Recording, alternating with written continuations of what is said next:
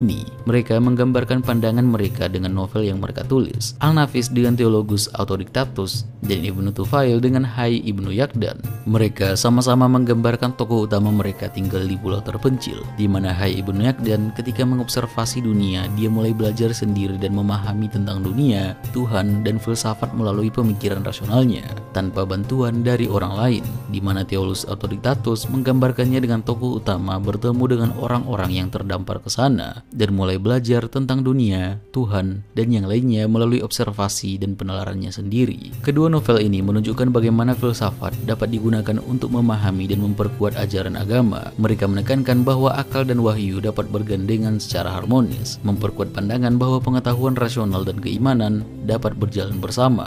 Kedua novel ini nantinya membantu mendirikan genre baru dalam sastra Arab, di mana mereka menggabungkan narasi dan eksplorasi filosofis untuk membuatnya dengan mudah disebarkan ke banyak orang. Para filsuf ini nantinya akan berdampak besar pada filsafat dan juga filsuf-filsuf besar sepanjang berabad-abad. Karya-karya mereka menjadi estafet untuk mengembangkan semua perkembangan filsafat yang kita kenal sekarang.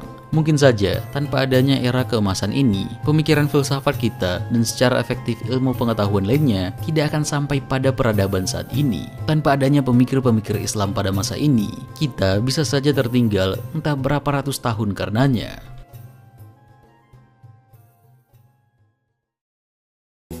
Teori metode ilmiah awal memang sudah ada selama ribuan tahun dan juga sudah menjadi subjek utama di antara filsuf Yunani kuno, seperti bagaimana Aristoteles mengembangkan penalaran deduktif dan induktif. Namun, di dunia Islam, teori berkembang menjadi pengujian untuk mengembangkan metode eksperimental paling awal. Ibnu Al-Haytham menggunakan penalaran logis yang dikombinasikan dengan eksperimen empiris. Dia percaya bahwa dirinya berada di dalam pencarian kebenaran di atas segalanya, mencatat bahwa kebenaran sulit ditemukan dan perjalanan untuk mencapainya tidaklah mudah. Dia melakukan proses skeptisisme di mana dia mencoba untuk mencari kebenaran melalui pengamatan yang menjadi bentuk awal dari positivisme. Teori bahwa pengetahuan tentang fenomena alam hanya dapat diperoleh melalui pengamatan dan alasan. Dia mengembangkan pemikiran induktif Aristoteles dan membangunnya dalam metode ilmiah dengan alasan bahwa untuk menemukan penjelasan terbaik diperlukan banyak kumpulan bukti. Abu Rayhan Al-Biruni mengembangkan eksperimen sistematis untuk menemukan prinsip-prinsip alam.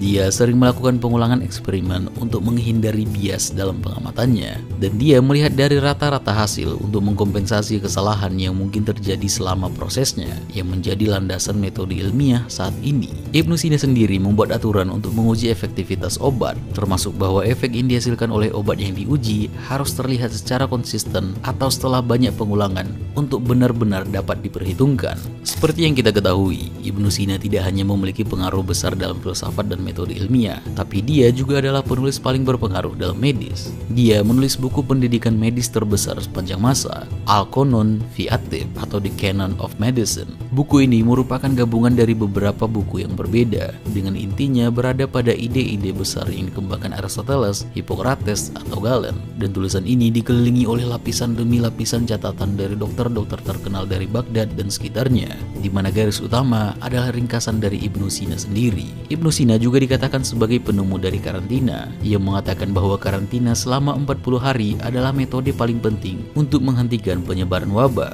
Dia menjelaskan teori bahwa penyakit menyebar dari partikel-partikel kecil yang tidak terlihat oleh mata, yang nantinya dibuktikan berabad-abad kemudian setelah penemuan mikroskop, yang awalnya dikembangkan juga pada masa ini oleh Ibnu Al-Haytham, yang membuktikan bahwa penglihatan memantul dari satu objek sebelum diarahkan ke mata. Pada pertengahan tahun 1300-an ketika wabah hitam melanda dunia, semua awak kapal yang berlabuh di Venesia harus tetap berada di kapal tersebut selama 40 hari dalam karantina sebelum turun ke darat, dan ini memberikan pengaruh besar terhadap peradaban Islam pada masa itu, di mana dunia mengalami banyak sekali pengorbanan. Islam tetap bertahan dikarenakan Ibnu Sina. Pengaruh mereka yang lainnya dalam medis ada Al-Zahrawi yang dianggap sebagai ahli bedah terbaik, dan juga Al-Razi yang menuliskan banyak karya yang berdasar pada pengobatan humoral Yunani dan filsafat alam. Dia menggabungkan teori-teori medis Yunani dengan pengamatan klinis dan juga eksperimen, mengembangkan teknik-teknik baru dan menyebarkan pengetahuan medis melalui tulisan-tulisan mereka. Salah satunya adalah alkimia. Mereka yang bekerja dengan berbagai material disebut alkimiawan. Pada masa ini, sebagian besar ide tentang sifat material adalah kombinasi dari 4 elemen esensial, api, tanah, udara, dan air. Masing-masing adalah satu kombinasi dari panas dan dingin, dan basah dan kering.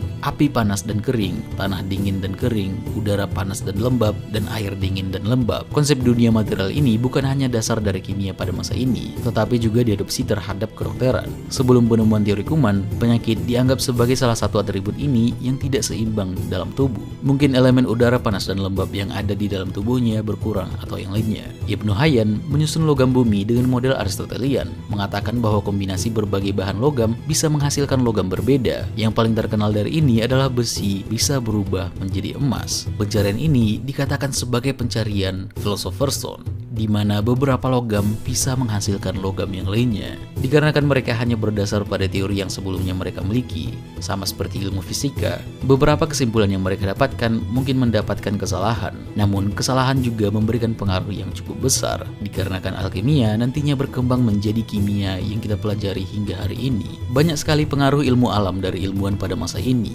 bahkan dalam neurologi dan biologi. Al-Razi menyatakan bahwa saraf memiliki fungsi motorik atau mengendalikan sensasi yang menjadi dasar pemahaman mengenai dasar sistem saraf bekerja. Al-Razi menggunakan pengetahuannya tentang anatomi saraf untuk menghubungkan tanda-tanda klinis cedera dengan lokasi lesi yang sesuai dalam sistem saraf. Dalam biologi bahkan dikatakan jauh sebelum Charles Darwin, Al-Tusi Al-Jahiz dalam kitab Al-Hayawan, Ibnu Khaldun dalam Muqaddimah sudah mulai meletakkan fondasi dalam teori-teori evolusi yang nantinya menjadi salah satu ide paling besar dalam biologi.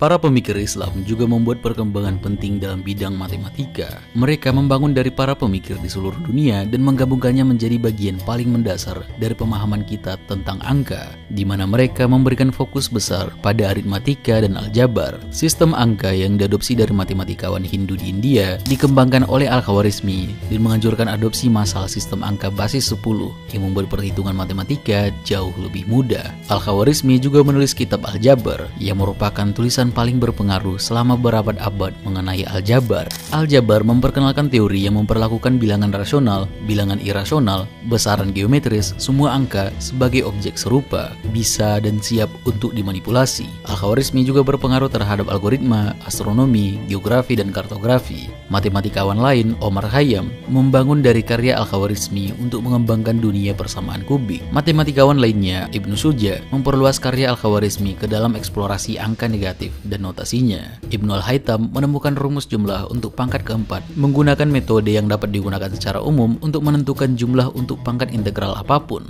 Matematika juga berkembang pesat dalam geometri, trigonometri, dan bahkan statistik. Seperti Al-Battani yang memperkenalkan beberapa hubungan trigonometri seperti sinus, kosinus, dan tangen. Dan kontribusinya terhadap astronomi sangat berharga selama zaman keemasan Islam. Dan juga dia memiliki kontribusi terhadap astronomi. Dan dalam astronomi, banyak upaya yang dilakukan untuk mengembangkan ilmu ini sebagai bagian dari proyek untuk menentukan kiblat atau arah Ka'bah. Seperti Al-Khawarizmi yang menerbitkan dokumentasi tentang pergerakan matahari, bulan, dan planet-planet. Bahkan, sebelum Galileo, banyak astronom Islam seperti Ibnu Al-Haytham, Al-Shatir, Al-Razi, dan Al-Biruni yang melihat bahwa bumi bukanlah pusat dari alam semesta.